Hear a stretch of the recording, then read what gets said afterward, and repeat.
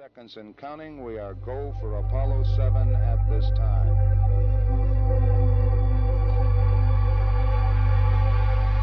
T-minus 50 seconds. The vehicle now pressurized, and the vehicle is go, as is the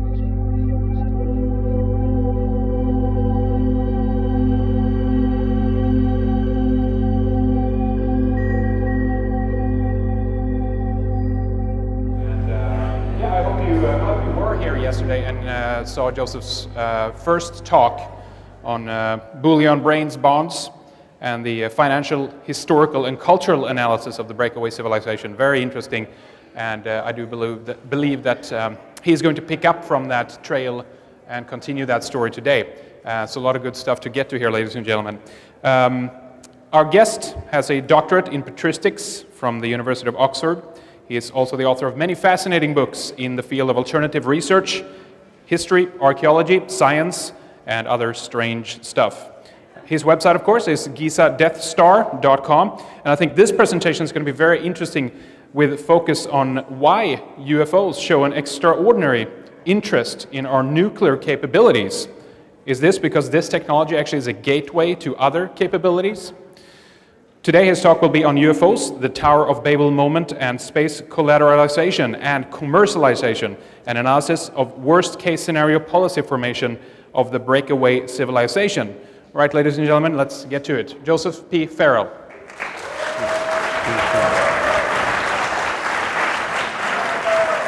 Thank you. All right, let's get started. I'll get the commercial out of the way. This talk is again based on several of my books, some of the more recent ones, but beginning with SS, Brotherhood of the Bell, Secrets of the Unified Field, The Nazi International, Saucers, Swastikas, and Psyops, Covert Wars and Breakaway Civilizations, taking the phrase from our colleague Richard Dolan, and then Covert Wars and Clash of Civilizations, and then finally a kind of a neglected book in some of the series, Babylon's Banksters, all right? So what I want to do in this talk is talk about three main points that I think were signal events, crucial components in the policy formation culture of what Richard has been calling the breakaway civilization. And I love this term, and I'll be referencing it in a moment with reference to some of Richard's writings about this. But there's 3 points to my talk. I want to talk about the necessary background and context by which I think we have to understand the policy formation culture of the breakaway state. The second thing I want to draw attention to in particular, since Richard kind of set me up very nicely by the reference to Wilbert Smith in Canada and Dr. Robert Sarbacher, I want to talk about UFOs, nuclear weapons, and the inevitable threat assessment that's going to come out of this. Now, please understand my argument here. I am not saying or suggesting that I believe that all UFO activity must or should be interpreted as hostile or potentially hostile. I'm merely suggesting that some of the activity is at the very minimum provocative, and certainly would have been viewed that way if not been viewed as hostile by the national security establishment. The final thing I want to talk about is the Kardashev scale and what I call the Farrell corollaries and the Tower of Babel moment of history, because I do definitely believe that we are in it again. All right, let's remind ourselves from Richard Dolan's writings of what he said precisely about the breakaway civilization, because I think this is probably one of the most astute and apt summaries of the concept that you will find out there. Listen very carefully. If we also consider the possibility of covert breakthroughs in propulsion technology and the off-the-grid nature of the deep black world itself, we come to the possibility that we are dealing, in effect, with a breakaway civilization, one with loose connections at various points to the open civilization of humanity, but with great independence, secrecy, and a monopoly of certain key scientific secrets. The history of the Cold War showed that separate infrastructures could, to some extent, evolve. In principle, however, such a development is possible, and responsible research must consider the strength of supporting evidence and clues, unquote. And you'll find that quotation from Richard's volume, UFOs and the National Security State, The Cover-Up Exposed, 1973 to 1991. That's on pages 564 to 565. Now, I want to follow it up with another quotation, a very short one, also from the same book, from the earlier companion volume to this book by Richard Dolan. He said this, quote, UFOs constitute the great whole of contemporary history. We know, at the very least, that this was a topic of great concern to those at the top of the American national security policy, despite the near complete absence of public references to it, unquote. And as I put it yesterday, and as Secretary Fitz put it this morning, I think as you saw yesterday from Michael Schratz and Mark McCandlish's talks, this is indeed the great whole in the financial, cultural, political, and technological scientific story of our age. The question is why? What is all of this black budget system of finance? What is all of this hidden system of finance and the political infrastructures and counterintelligence operations for? So what I'm going to do in this talk, and I hope I'll be able to get through it very quickly so that Dr. Rosen has time to present. She's been waiting all day. So I'm going to attempt to present 6 points. And what I'm attempting to do is to reverse engineer one component of the breakaway civilization national security structures policy-making culture. And there's 6 points to this component. First of all, UFOs displayed an inordinate curiosity towards ours and the Soviet Union's thermonuclear weapons capabilities. Number 2, this curiosity included an actual interference with those weapons systems. And it is this feature alone which would constitute the provocative action of UFOs that I believe contributes, especially in the Cold War context, contributes to this culture of secrecy and paranoia and the attempt, as Richard indicated and as I said yesterday, to emulate the technological performance capabilities of UFOs. Thirdly, this activity would have been and was interpreted by military authorities as a reconnaissance activity, and thus the UFO was interpreted as a threat, though most likely not an imminent one. And fourthly, this activity would have led the breakaway group or the national security establishment to question why the UFOs were so concerned with nuclear weapons. And the answer suggested or hinted at yesterday in my review of Dr. Ronald Richter's fusion project down there in Argentina was that thermonuclear weapons represented a gateway technology to the ability to manipulate the zero-point energy. And the significance of this fact, let me refresh your memory once again.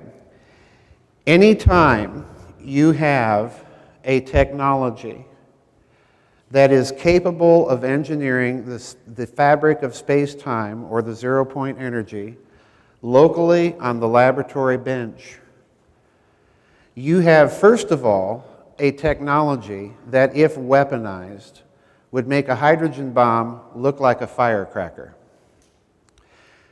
If you engineer it for propulsion purposes, then quite literally, the sky is the limit. And thirdly, as Richard intimated in his talk, this would mean a complete restructuring of the financial system is necessary. And as Catherine suggested this morning, they are in the process of erecting a new system. So the question is why?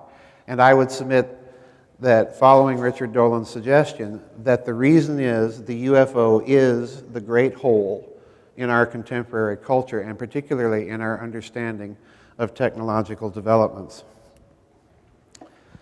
So then, the fifth point. This would have led that national security structure to the conclusion that technological progress was not linear, but geometric. And thus, and this is an argument that you have to think about very carefully, and thus that humanity was not millennia or centuries behind whoever is behind the UFO, but perhaps mere decades. And I'll be presenting at the very end of this talk some very provocative and mind-boggling statements that have been issued lately by NASA and DARPA. Now, this would have initiated, as I suggested yesterday, a long-term mega Manhattan Project. Imagine the Manhattan Project on steroids, with not billions but trillions of dollars over decades to spend and research some of these technologies for the purposes of the technological emulation of the phenomenon. And then finally, this would have led to the realization, all of the previous points, would have led to the realization that humanity was in a danger period, a Tower of Babel moment of human history, during which non-terrestrial intervention prior to such human technological emulation in human affairs and independence had to be contemplated and prevented. And let's refresh ourselves for a moment about the Tower of Babel story in the Old Testament. Because you read the Old Testament, and any time there is an intervention by God or the gods, it's always in the context that whatever activity that humanity or the ancient Hebrews are engaged in, this is a sinful activity, and it has to be stopped and punished. But when you read the story of the Tower of Babel in chapter 11 of Genesis, something very unusual doesn't occur. And that is, there's no mention that humanity building this tower, which can reach unto heaven, is doing anything sinful. What does it say? And the Lord noticed that man was building this tower which could reach unto heaven, and listen carefully, which if they completed, they would be able to do whatsoever they imagined to do. So in other words, even that text is suggesting very, very dimly that there's a technological aspect. Quit thinking in terms of Renaissance paintings of big towers built out of bricks reaching to heaven. What it's talking about is a physics that can manipulate the mechanics of heaven, that can manipulate the physics of gravity, that can manipulate the physics of zero-point energy. So this is an activity that had to be stopped. And the UFO and nuclear weapon question are intimately related, as we're going to see, to that proposition. Now, my argument is not that the breakaway group would hold such views and formulate such policies based upon these views to the exclusion of other analytical hypotheses, but merely given the military and intelligence culture that these views and analyses and policies are being formulated in, that they would have had to consider the potentiality of a threat and derive some sort of long-term research plan and response to the phenomenon. So it's a Tower of Babel moment. Now, I want to consider in this respect just a very few UFO incidents from the time period of the end of World War II up through the very early 60s that indicate provocative action on the part of the UFOs, at least on the basis of the human interpreters of these actions. So let's begin with this. An anomaly. In July of 1965, our Mariner 4 Mars probe disappeared behind Mars. And as it disappeared, of course, it fell out of radio communications with the Earth. Now, of course, they can calculate the velocity and therefore the time that it will reemerge from behind Mars and reestablish communication with Earth. But 12 minutes passed before anything was heard from this satellite. And this is an incident reported by an old ufologist back in the 1960s, Frank Edwards, Flying Saucers Here and Now, page 90. And they have no idea why this happened. We don't know if UFOs were involved or not. But then consider this. The Anna and Firefly Telstar communications satellites in October of 1962, the Firefly satellite went completely dead, and the U.S. Air Force assumed that for whatever reason it was lost. But unexpectedly, in August of 1963, it came back online. Now, certainly, they weren't pointing the fingers at the Russians, because the Russians didn't have that kind of go-get-it, grab-and-snab capability back then. Consider this incident, and this is a direct UFO incident. On October 19th of 1953, an American Airlines DC-6 departs Philadelphia for Washington, cruising altitude about 8,000 feet. The crew spots a UFO, which dives at the aircraft, forcing it to take emergency evasive action. The story ran once in the Washington Post morning edition. And again, this is Frank Edwards, Flying Saucers Serious Business, page 43. Let's consider this one.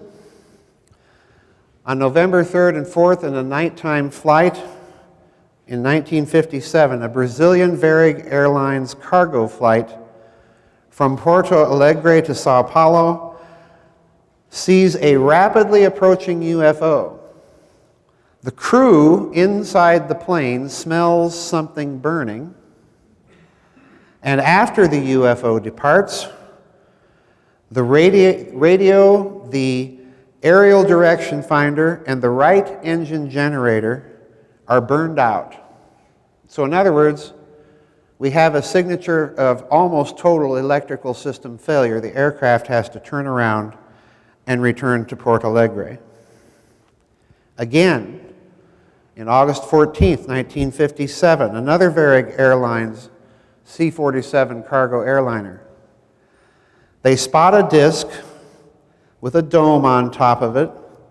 The UFO flies close once again to the C-47.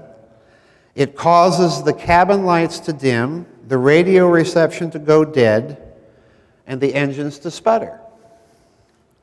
When the UFO departs, again, the electrical systems return to normal. And again, that's Frank Edwards. Now, why am I bothering you with all this? Well, it's because of this. If you total all this up, and there are many such incidents, these are some early ones on into the early period of what? Satellite technology.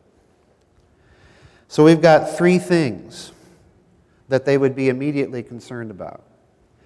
First of all, any space probes and space assets are potentially at risk. And secondly, and here's the important one for the financial elite, So in other words, when I told you yesterday that the Rockefeller family privately funded the backup camera system to the Corona spy satellites, this is why. Okay? The second problem is that the capability to interfere with satellite space-based communication systems, and hence the emerging electronic world of international financial clearing, which, as Secretary Fitz suggested this morning, is based upon those satellite assets, are ultimately going to be potentially at risk. And this is the system they're engaged in putting into place at this time. So in other words, the UFO constitutes a direct threat to their plans. And they'll study it for that reason alone. And then thirdly, obviously, civil passenger and cargo shipping by air are potentially at risk. Now, if this isn't enough to make you stop and consider that the national security apparatus is going to be tremendously concerned with the UFO problem, then let's look at this. Now, if you don't know this gentleman's work, I want to urge you to get it and study it. It's a very thoroughly researched, about 500-page volume. It's written by Robert Hastings. It's called UFOs and Nukes, Extraordinary Encounters at Nuclear Weapons Sites. And I'm going to be referencing his work in this part of my talk. In spring of 1966, at Malmstrom Air Force Base in Montana in Great Falls, a UFO was seen by base personnel hovering over various Minuteman ICBM missile silos on the base, and it shuts down a flight of 10 of those Minuteman ICBMs. Now here's the interesting thing. If you think all of this is entirely beyond human capability, think again, because the Air Force hired the Boeing company to come in and examine what had happened. And Boeing was able to reproduce the effect remotely. In other words, understand what that means. That means that Boeing reproduced an effect able to shut down a flight of missiles without any direct physical contact. But if there's someone else flying in the skies able to do that, let your mind run with the possible implications of what that might mean in a thermonuclear age. Secondly, in November of 1975, a UFO is reported hovering over the missile silos once again at Malmstrom. And in this incident, it's alleged that the targeting data inside the missiles was altered. And again, this was done remotely.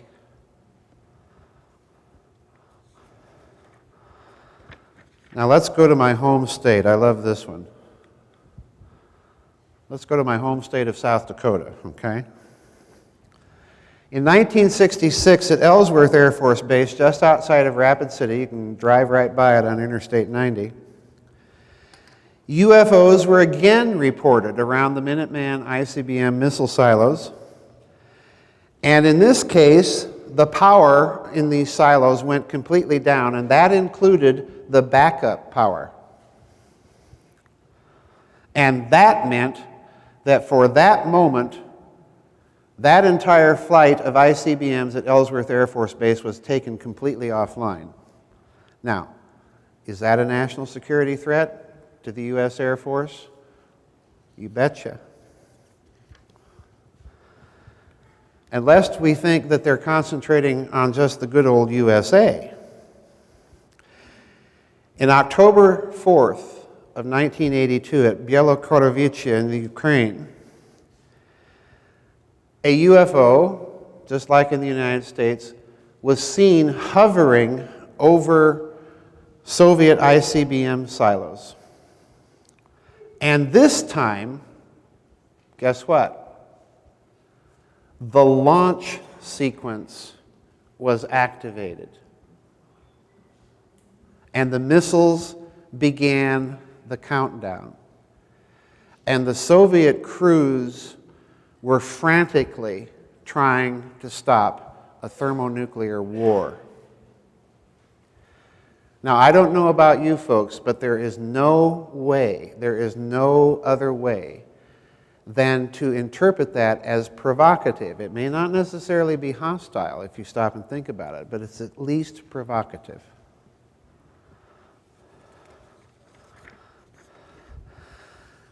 So let's ask ourselves the question.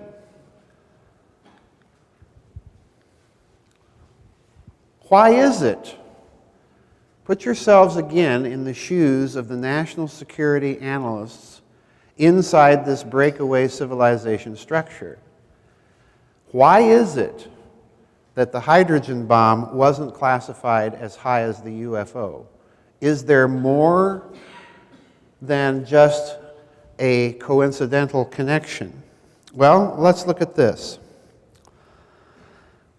This was reported by Edward Ruppelt in his report on unidentified flying objects. And of course, he was one of the U.S. Air Force's officers tasked with the Air Force's official study of UFOs. And it's interesting that during the series of the first hydrogen bomb tests, the Ivy Mike tests in the South Pacific of 1952, Project Blue Book was activated to provide cover and analysis of any potential UFO activity at America's first hydrogen bomb test, Ivy Mike. Ruppelt states this, quote, "The crews of Navy and Air Force security forces who did go out to the tests were thoroughly briefed to look for UFOs, and they were given the procedures on how to track and report them. Back at Dayton, we stood by to make quick analysis of any reports that might come in. None came," unquote. So you might think, well, they missed the boat. Well, think again. This is where it gets interesting, folks. This is where we're going to have to do the high-octane speculation.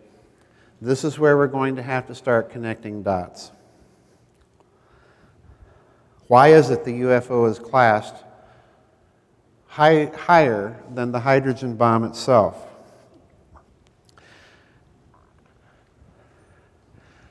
The entire Castle series of tests was monitored by UFO activity. And interestingly enough, Castle Bravo and Castle Coon were two very interesting tests because they had calculated the pre-test yield of the Castle Bravo hydrogen bomb to fall between a range of 5 to 8 or 7 megatons. When they fired the thing off, it ran away to 15. Whoops. Now, part of the problem is that our thermonuclear engineers later came up with the explanation that some of the lithium deuteride that they had in the fuel mixture for the bomb was lithium-7. And they said, well, we simply didn't know that lithium-7 would enter the fusion chain reaction. Again, whoops. But now you'll see the reason why I mentioned, another reason why I mentioned Dr. Ronald Richter down in Argentina. Remember him? Because when he was talking to Juan Perón's nuclear physicist, a fellow by the name of Dr. José Balcero, he told Dr. Balcero that he's getting these fusion reactions out of lithium-7. And remember what he also said, he was getting them in a rotating plasma under electromagnetic stress using Lamour precession frequency, and on and on and on. And he then indicated that it was his belief he was getting these reactions because the plasma functioned as a coupling mechanism or a coupled harmonic oscillator with the cellular structure of space. So in other words, he's telling you there's something going on in plasmas beyond nuclear fusion. And he was doing all of this at temperatures far below what standard thermonuclear chemistry at the time said was possible. In other words, he was talking about cold fusion. And the modern term for it is lattice-assisted nuclear reactions. That's how far ahead of his time he was. So Balseiro said, well, sure, you can have thermonuclear reactions with lithium-7, but you have to do it at much higher temperatures. My point here, folks, is that this is common thermonuclear chemistry. It's known ahead of the Castle-Bravo test. So it's my suspicion that there was another energy source gating energy into the hydrogen bomb, and it was precisely what Dr. Richter said. For a brief moment, for whatever reason, there was a coupling that was established with the fabric of local space-time, and it gated energy for a brief moment into the reaction, and the reaction ran away. Not to mention the fact that our scientists said, well, whoops, we didn't know lithium-7 would do that. Now, there's a second problem in the Castle series of tests. Castle-Kuhn was another test in the Castle series of hydrogen bomb tests. It was designed by Edward Teller and his team at Lawrence Livermore. When Castle-Kuhn was detonated, it had a pre-calculated yield of about 5 to 7 megatons. When it was detonated, it fizzled and only achieved a reaction of a mere 900 kilotons.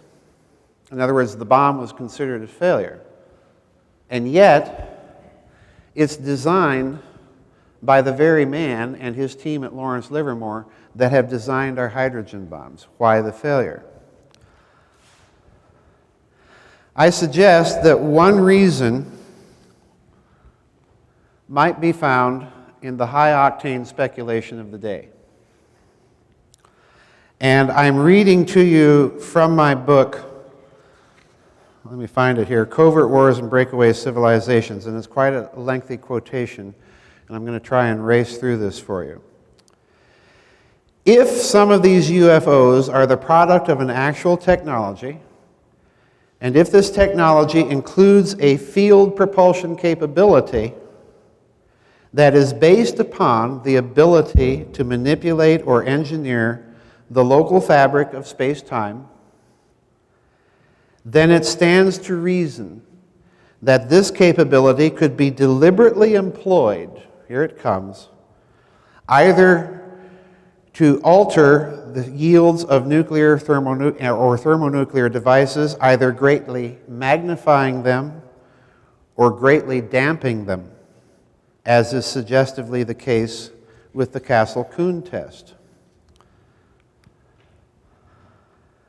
The presence of UFOs throughout the Castle series of tests, plus the extraordinary inability of American engineers to calculate pre-test yields on the basis of standard thermonuclear chemistry, would indeed have made the UFO a priority matter for the national security state, if for no other reason than that these capabilities implied the ability to render the whole nuclear weapons enterprise so much useless hardware, or the converse, the ability to render it vastly more efficient than its designers intended.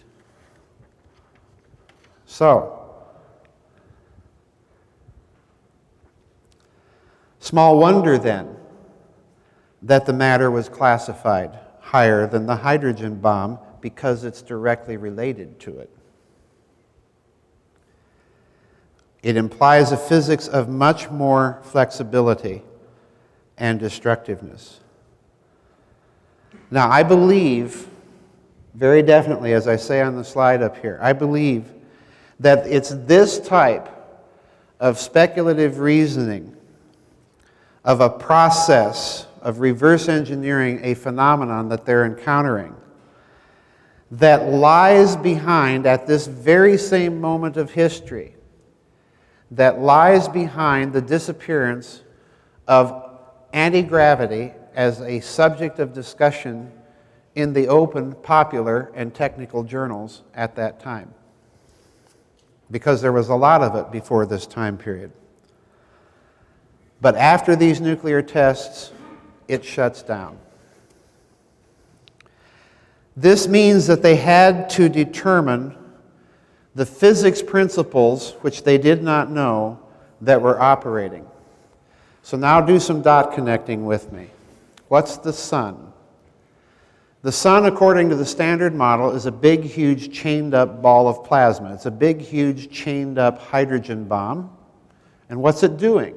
Well, it's rotating, okay? And that plasma, incidentally, is rotating at different velocities at different points on the surface of the sun. The physicists call that differential rotation. So it's creating a bit of a twist as it rotates in the plasma. And all of this is also going on in a plasma that's under tremendous gravitational and electromagnetic stress, okay? And all of this somehow, according to Einstein, who's simply looking at the gravity aspects of it, all of this somehow creates a gravity well in the fabric of local space-time that keeps all the planets neatly and tidily in their orbits around the sun. So in other words, folks, you're living in a space warp. That's what you're living in. Now, let's talk about the Nazi bell. If you know the story, as I've been trying to outline it, what were they doing? Well, they were taking two counter-rotating cylinders into which they injected a plasma-inducing material. They rotated these cylinders mechanically counterclockwise and also electromagnetically counterclockwise. They induced a plasma state in the central core of this device, which was an anode, and the outer core a cathode, and then they pulsed that plasma with extremely high direct current electricity. So what do you got again? You've got plasma, counter rotation, there's your differential rotation in the sun, counter rotation, electromagnetic stress, same thing. Now let's look at a third thing.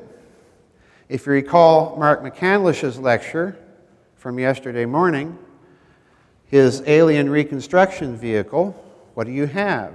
What did you have? You had a plasma material in a central core. You had two plates of capacitors and dielectrics under electromagnetic stress, and all of this was being what? Rotated. So there's three things now.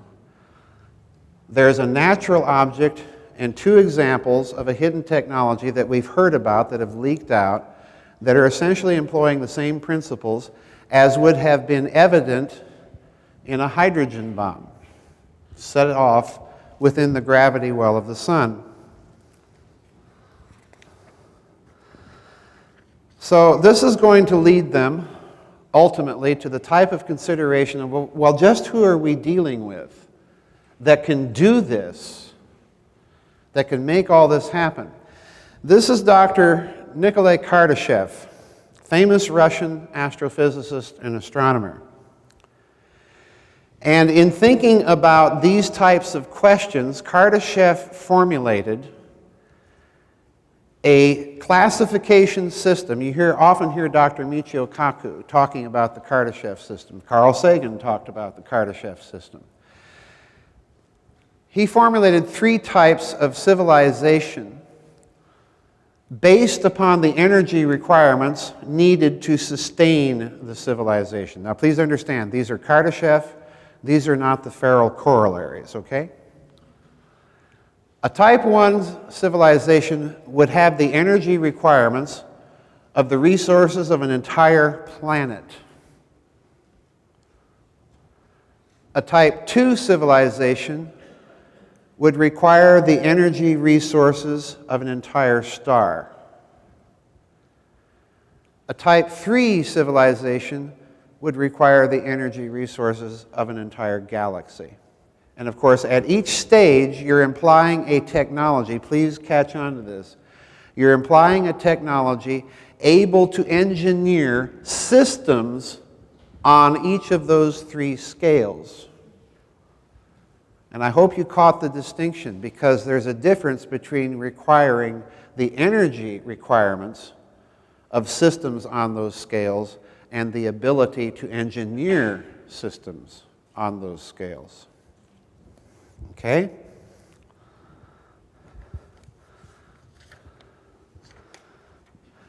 Now, while I was researching for this presentation, I ran into this interesting book, and I decided to include it in case some of you are unaware of it. A book by Dr. Travis Taylor and Dr. Bob Bone.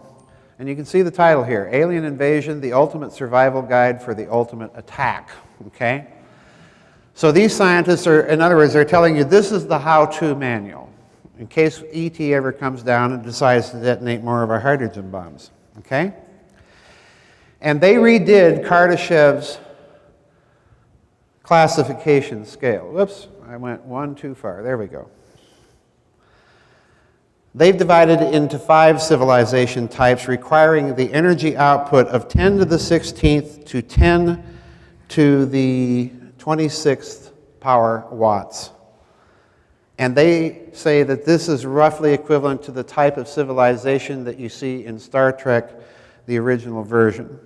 A type 2 civilization, the energy requirements of 10 to the 26th to 10 to the 36th watts would be more Star Wars Galactic Empire. And it's interesting, you see how they're trying to communicate the basic concepts that we've already been made aware of in our science fiction, television, and film. A type 3 civilization would require the energy output of 10 to the 36 to 10 to the 46 watts, stargates at ancients, the ancient ones in the Stargate series.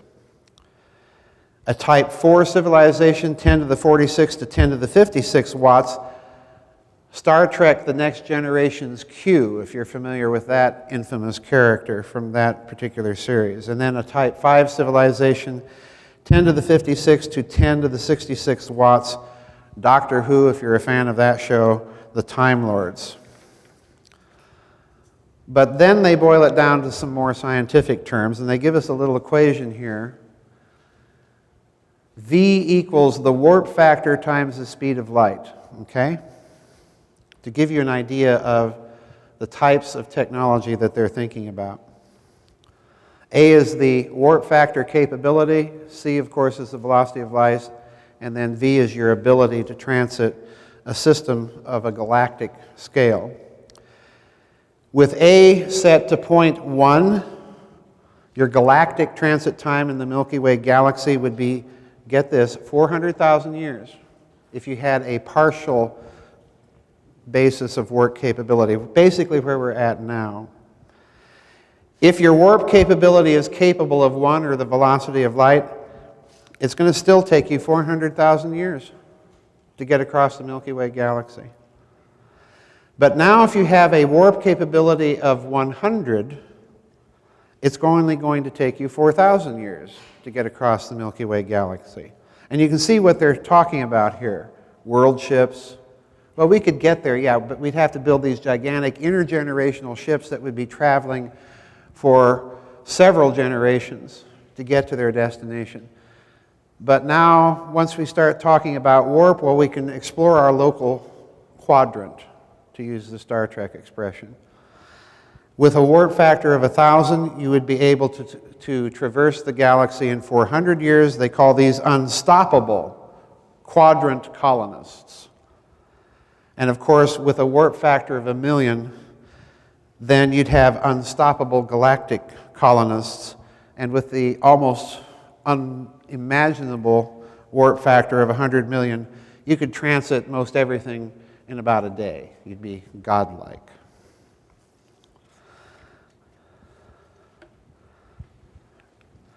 Now, here's the implication, I think, of what they're getting at. Nuclear weapons, as I've been outlining them, are therefore a gateway technology to these capabilities. It's not, therefore, the nuclear weapon as such that they may have been interested in, but rather if we figure out what the implications of this physics are in terms of these kinds of abilities to take humanity off planet and begin serious exploration and colonization of space. Because, folks, chemical rockets just ain't gonna do the job. So it's that capability plus the implied capability of, oh, what if they weaponize this stuff? And that's the same concern of the elites. We know we've been able, at this moment, right now, phys.org is reporting on experiments being done in Australia, being done at MIT, of temporal cloaking, removing little micro events from the time stream. And what they're telling you, if you read between the lines, is yeah, we're engineering what? The fabric of space-time locally on the laboratory bench.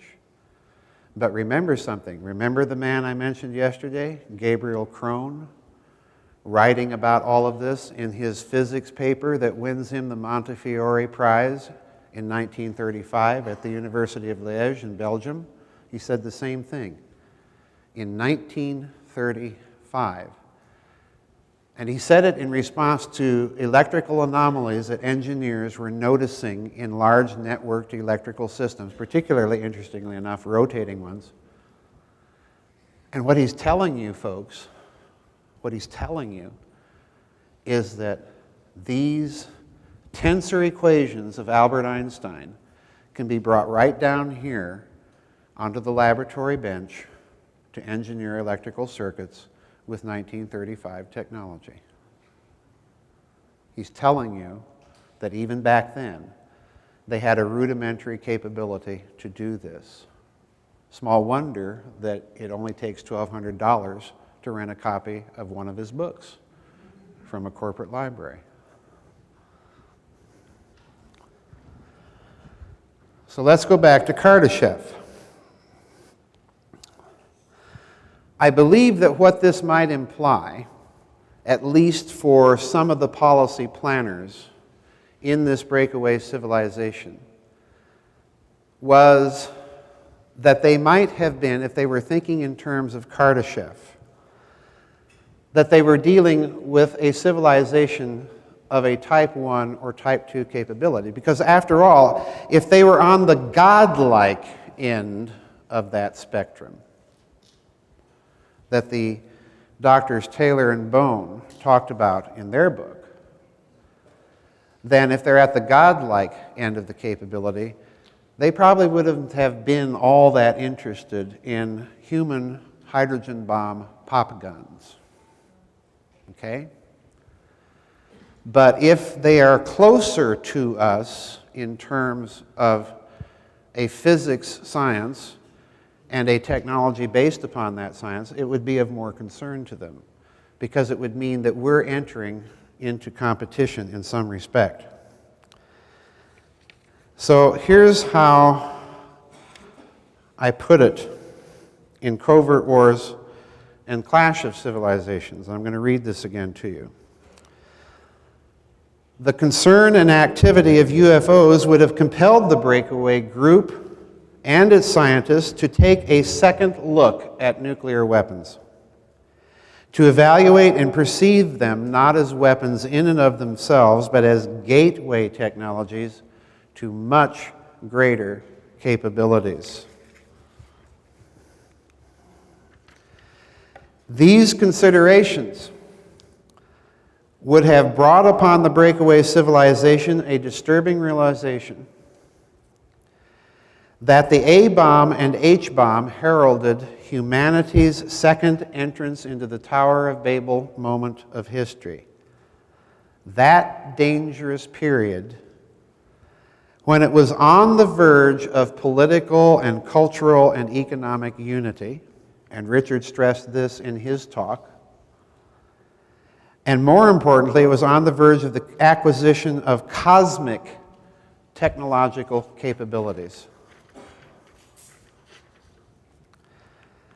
Now, for the breakaway civilization, this would have meant that a delaying action, inclusive of the possibility of psychological operations, would have to be waged, while a crash program was developed to find out exactly why nuclear weapons were of such concern to those behind the UFOs, and then to develop the technologies to emulate its performance and bring humanity to the point of parity or near parity before a repeat of the Tower of Babel moment occurred.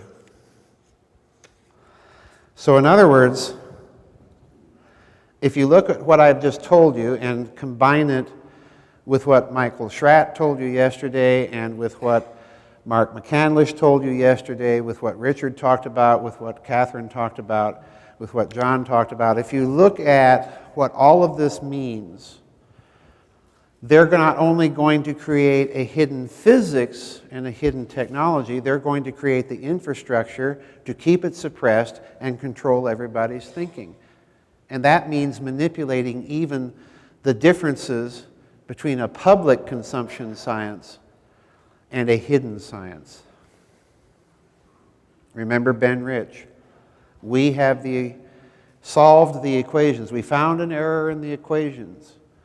And now we can take E.T. home from the head of the Lockheed Skunk Works. In other words, he's told you right there, there's a hidden physics that we know nothing about. And I think it begins back there in the 50s with the hydrogen bombs and the UFOs and their interests.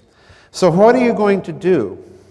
How are you going to address this provocative activity and demonstrate capabilities that are beyond our type 1 or type 2 civilization reality? I mean, we're not there yet. We don't really, at this stage, believe it or not, require the energy consumption of an entire planet. We're not there yet. So how do you do it? Well, I'm going to suggest to you that the answer comes from the world of finance, that you leverage it, that you create the appearance of the capability to do so. In other words, that you engineer systems that are capable of manipulating systems of a planetary scale and of a stellar scale, like ionospheric heaters, HAARP, High Altitude Auroral Research Project. Now, HAARP, most of you know, is a big, and they're retiring it, incidentally, folks. That means they got something better now. HAARP is this big phased antenna array at Gakona, Alaska. I think there's something like 48 of these phased radio antennas. Now, if you don't know what a phased radio antenna array is, a phased array is simply a plurality of radio antennas beaming out a signal in the same frequency, but at slightly different phase. In other words, the signal at this tower is begun at one time, and then the signal at this tower is begun a few parts of a second later, and the signal at this tower a few parts of a second later. And what this does is it shapes the interference pattern of the waves coming out from each of these towers, and that allows them to bend the wave, to target it, to focus it, to disperse it. And this was, of course, the same technology that they use in over-the-horizon radars, because they're bending the signal over the curvature of the Earth, okay? Incidentally, that's a World War II technology. Guess who came up with it? Now, by beaming enormous amounts of radio frequency energy into the ionosphere, you can raise and lower areas of pressure in the Earth's ionosphere. I said the Earth's ionosphere, not Alaska's ionosphere, not Japan's ionosphere, the Earth's ionosphere. This is a planetary system. So you can manipulate weather systems, which are also, if you think about them, a planetary system. They're a complex system of subsystems integrated with each other. But you can do something else. The ionosphere is the natural protective covering of the Earth. And it, with the magnetosphere, with the Earth's magnetic field, is also a complex ecosystem. So you can change the quality of the entire planetary magnetosphere with this. Now here's the punchline. NASA recently announced, you can find this article on phys.org, NASA recently announced that they had discovered that there was some sort of magnetic field equivalent of the equigravisphere between the Earth and the Moon, that place where gravity between the Earth and the Moon is equally attractive. Well, there's a similar thing between the magnetic field of the Sun and the magnetic field of the Earth, where they touch. And where they touch, interestingly enough, they described it in the literature as a kind of portal. I don't like using that word because it conjures all sorts of erroneous ideas. But there is a relationship between the Earth's magnetic field and that of the Sun. Now, in electrical terms, in very crude, basic electrical terms, this means that they form a circuit. This means they form a coupled system. And therefore, it would possibly be possible to induce by means of that system a resonance effect in the Sun itself, using it as the load end of something you're doing with an ionospheric heater on Earth. Those are the Farrell corollaries. Those are the engineered, leveraged systems that you're creating to demonstrate a human capacity to manipulate systems on those scales, and if need be, for destructive purposes. Forget about hydrogen bombs, like I told you yesterday. They're a pop gun.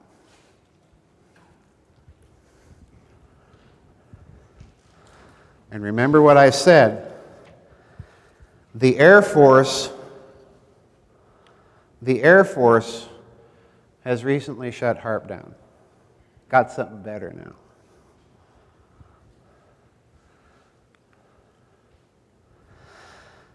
So let me round out my concluding remarks with this concerning these corollaries from Kardashev's classification system in the Tower of Babel moment of history. What are you going to do with all this? Well, I think the first problem, remember what I said yesterday, there sits Alfred Lading at Wright-Patterson Air Base in Dayton, Ohio, German-American engineer. He knows all these Nazi paperclip scientists. He's looking at some of these UFO reports, and some of these reports look like this Nazi stuff, and he goes to these Nazis and he says, well, what about this? Yeah, we were doing some of that.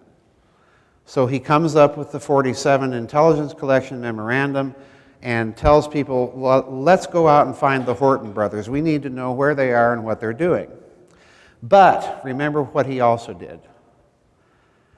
Besides the United States Air Force concluding that somebody out there in the world is developing complex, sophisticated, exotic technology, and it's not us, he also came to the conclusion that there were just simply too many UFO reports for them all to be accounted for on the basis of a hidden human technology and infrastructure. In other words, there was a production problem.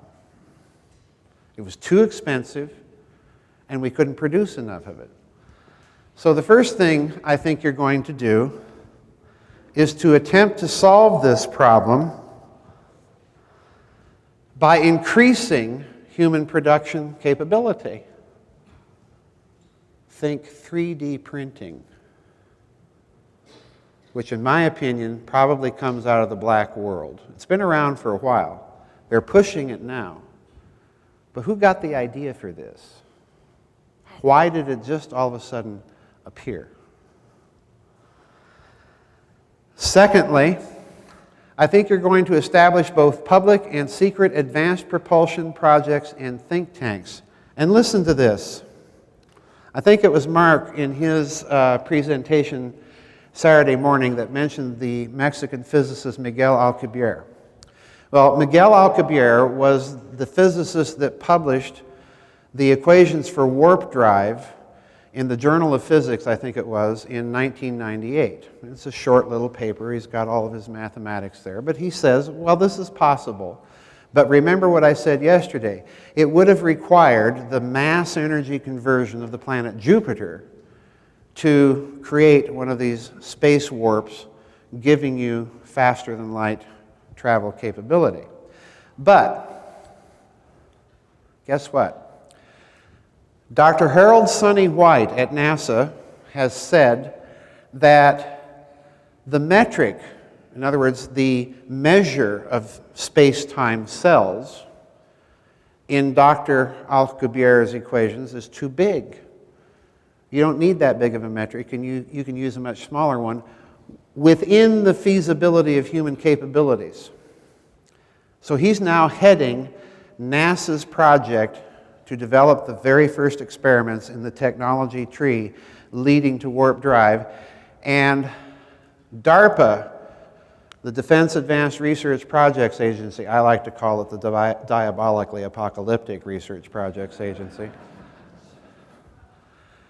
DARPA has come out and announced the goal that it wants the United States to be warp capable, Star Trek, in 100 years. And personally, I think they're possibly even overestimating the time. They're being conservative.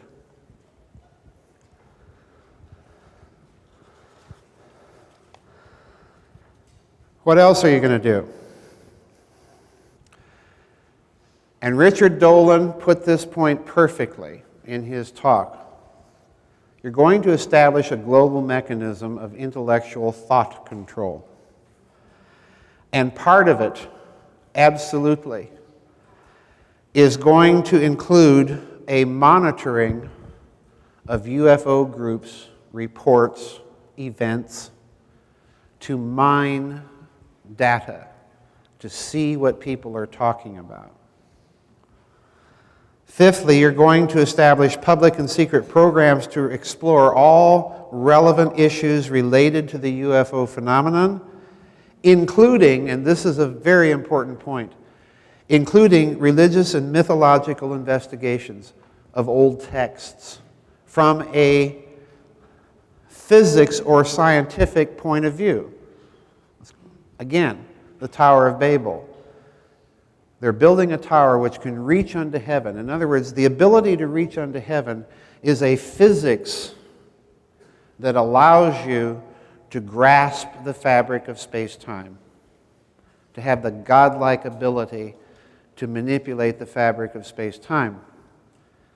And if you do that, then you have the ability, to put it as the Old Testament put it, to do whatsoever they imagine to do. Okay? And you're going to investigate all sorts of traditions of this nature around the world to see if perhaps they might contain a clue as to the motivations of these people, as to the possible science behind them, as to their thinking, and so on. absolutely you're going to do this. And that's going to include an examination of the weird. And thank you, Richard, for mentioning, for mentioning the weird, because I was debating whether or not to throw this in. But you're going to investigate the consciousness aspects of these phenomena, and that, unfortunately, is the subject of another talk in and of itself. So what do we end with? This is my last slide. We end where we began. You need lots of money. And as I indicated yesterday with this fake bond from those bearer bond scandals where our government officials are confidently assuring us, no, these are all fake, no need to worry. Well, people don't counterfeit $7 bills. And the fact that it's coming with an association from an East Asian securities trading company with all of these little illusions, the moon, the space shuttle, the lunar excursion model on the back, suggests to me that this system that we've been describing in the last 2 days of hidden finance and fraud that was put into place at the end of World War II, they had to have something to offer the banksters to tempt them to participate in a scheme this vast and this illegal. That something had to make the risks worth it to them. So they secretly collateralized space. And that's it. Thank you.